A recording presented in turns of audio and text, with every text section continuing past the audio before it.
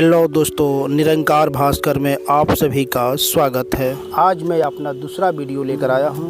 आज मैं बाबा अवतार सिंह जी के बारे में प्रकाश डालना चाहता हूं। दोस्तों, जिस प्रकार प्रवर्तीय श्रृंखलाओं की अनेक बाधाओं को पार करने के पश्चात कोई सरिता मैदान में पहुंचकर अधिक विस्तार धारण करके व्यवस्थित सी होकर प्रवाहित होने लगती है, उसी प्रकार बाबा बुट्टा सिंह जी की संघर्षशील चट्टानों को पार करके निरंकारी समाज सरिता भी युग पुरुष बाबा अवतार सिंह जी के समय में पहुंचकर अधिक विस्तृत एवं व्यवस्थित होने लगी थी। बाबा अवतार सिंह जी ने गुरुगद्दी संभालते ही अपने तन, मन और धन की पूर्ण शक्तियों से इस समाज की सेवा और प्रसार परमात्मा की इच्छा और प्रेरणा समझकर ही किया।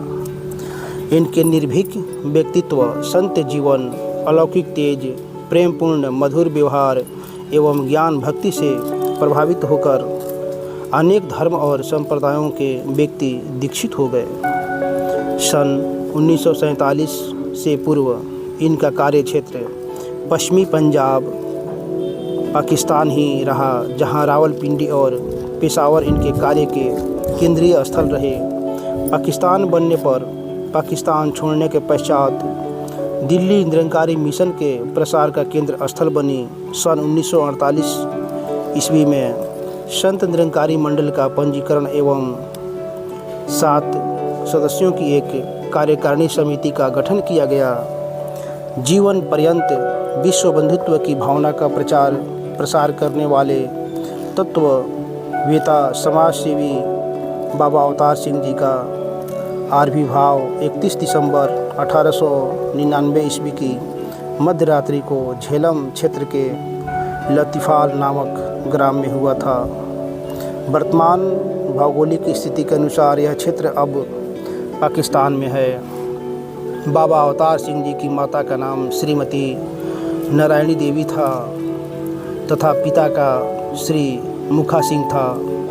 लगभग 5 वर्ष की अवस्था में बालक अवतार को पिता की मृत्यु के कारण प्रीति प्रेम से वंचित होना पड़ा।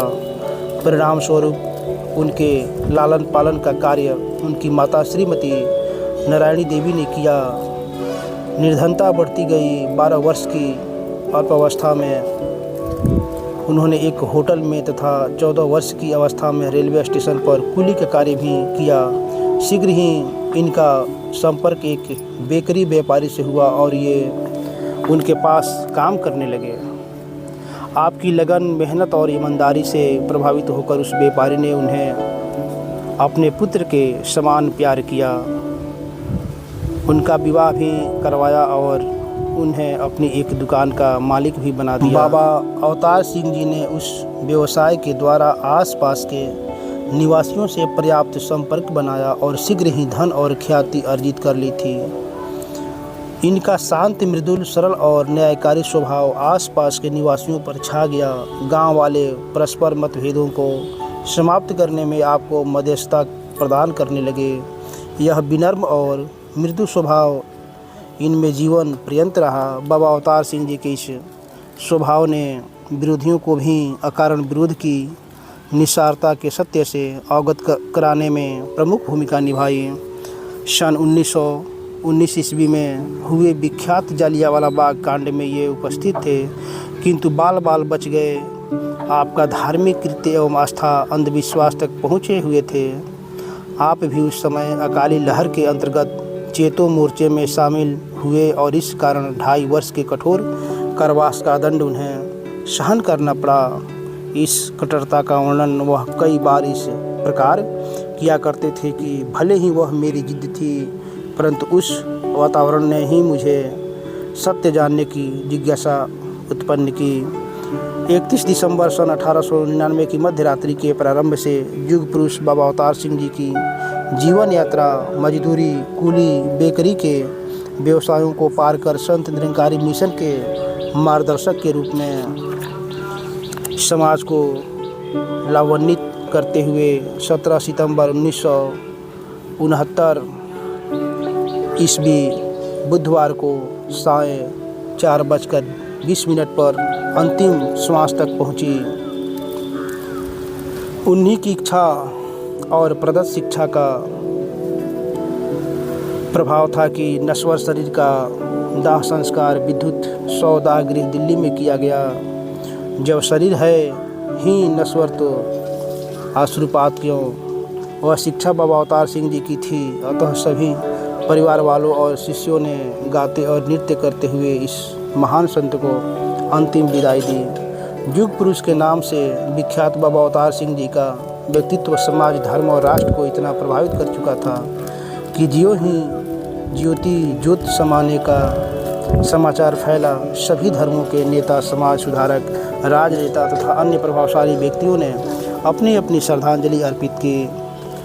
प्रतिक्रियावादियों के उपलाभ देने पर अपनी क्रांतिकारी आध्यात्मिक और सामाजिक विचारों से ओतप्रोत चर्चित अवतार वाणी की रचना इस महान विभूति ने की, जो निरंकारी समाज की ऐसी केंद्रीय धुरी है जिसके चारों ओर सारी मशीनरी घूमती है।